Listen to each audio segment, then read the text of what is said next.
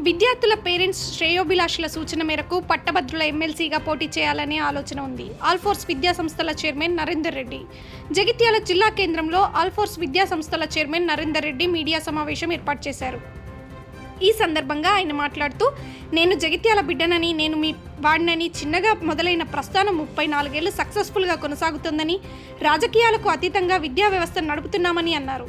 Senior నాయకులు జీవన్ రెడ్డి గారిని కలిశానని, వారి సూచనలు సలహాలు తీసుకుంటానని, జీవన్ రెడ్డి పోటీలో ఉండను అని నాతో చెప్పారని తెలిపారు.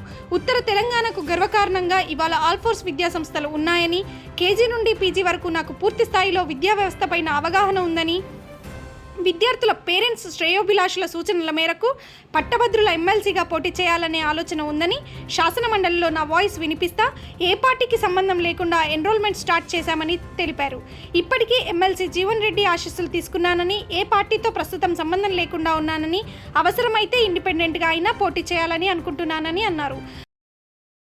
విద్యా సంస్థల తరఫున స్వాగతం పలుకుతున్నాం.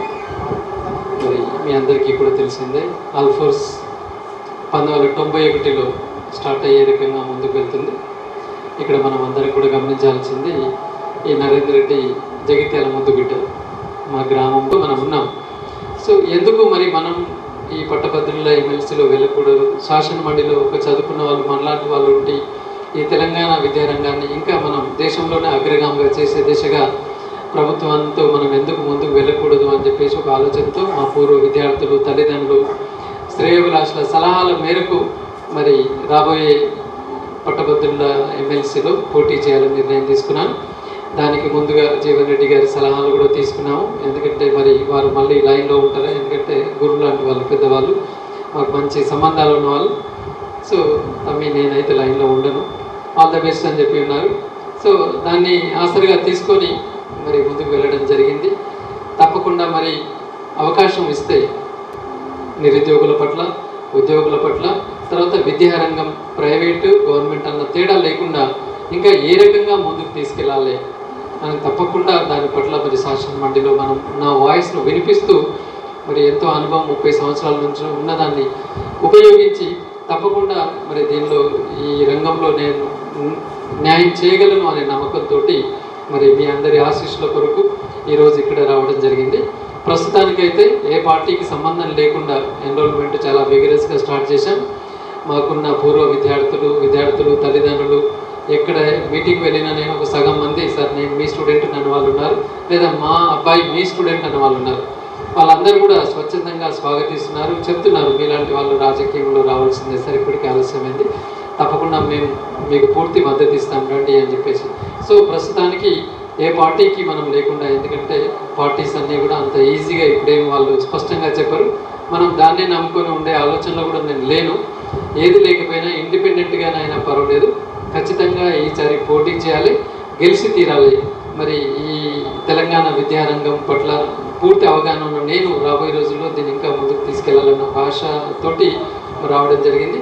మరి జగిత్యాల జిల్లా వాసినైన నేను ఫస్ట్ ప్రెస్ మీట్ నేను ఇక్కడ పెడుతున్నాను. కరీంనగర్లో కూడా ఇంతవరకు నేను అక్కడ ప్రెస్ మీట్ పెట్టలేదు. ఇక్కడ ఎందుకంటే నా పుట్టినగడ్డ జిల్లా జగిత్యాల కాబట్టి ఇక్కడి నుంచే మొదలు పెట్టాలి అని చెప్పేసి మా ఫ్యామిలీ మెంబర్స్, తర్వాత మా జూనియర్ కళాశాల యాజమాన్యాలు, డిగ్రీ కళాశాల యాజమాన్యాలు, తర్వాత నేను కలిసేది మీతోటి. అంటే పూర్తిగా నేను మనని ఒక కుటుంబం లాగా భావిస్తున్నాను. ఒక ప్రెస్ మీడియా అన్న భావన కాకుండా నా కుటుంబ సభ్యుల్లాగా మరి మిమ్మల్ని భావిస్తూ ఈరోజు మీతో ఈ విషయాన్ని పంచుకుందాము. తర్వాత మీ యొక్క సూచనలు, సలహాలతో ఇంకా ముందుకు వెళ్దాము. ఎలా అయితే మా విద్యా సంస్థలకు మరి ఇన్ని సంవత్సరాలు మీరు సపోర్ట్ చేసి ఉన్నారో నేను చూస్తున్నాను కదా. ప్రతి సంవత్సరం మేము ఎన్ని యాక్టివిటీ చేసినా కూడా ఆల్ఫోర్స్ పట్ల అందరు సానుకూలంగా ఉంటూ మంచి సపోర్ట్ అందించారు. మరి నేను రాజకీయ రంగంలో అడుగు పెడుతున్న నాకు మీ యొక్క విషెస్ కూడా ఉండాలని కోరుకుంటూ, మీ యొక్క సంపూర్ణ సహకారం ఇదే విధంగా ఉండాలని కోరుకుంటూ, మరి తప్పకుండా ఇక్కడి నుంచి మరొక విద్యా కుసుమం రాజకీయ రంగంలో తప్పకుండా ఒక ఫ్యూచర్ జనరేషన్కి ఉపయోగపడే విధంగా, ఓకే మనం ఒక అవుట్డేటెడ్ వల్ల కాకుండా, నాకున్న సంబంధాలు ఎలాంటిదంటే నేను ఒక కేజీ పిల్లవాడిని, నర్సరీ పిల్లవాడు కూడా స్కూల్కి వెళ్తే నా దగ్గరికి సార్ హవారీ ఉంటాడు. అట్లాగే మా స్టూడెంట్ వాళ్ళ తాత కూడా నరేందర్ రెడ్డి అని చెప్పేసి వస్తుంటాడు. అంటే ఒక 3 తరాల జనరేషన్లతోటి సత్సంబంధాలు మెయింటైన్ చేస్తున్న వాళ్ళు. నన్ను ఎవరు కూడా సీనియర్ అని చెప్పరు, జూనియర్ అని చెప్పరు, అర్థం కాదు. నేను సార్ వయసు ఏంది తెలియకుండా నేను మెయింటైన్ చేస్తున్నాను కాబట్టి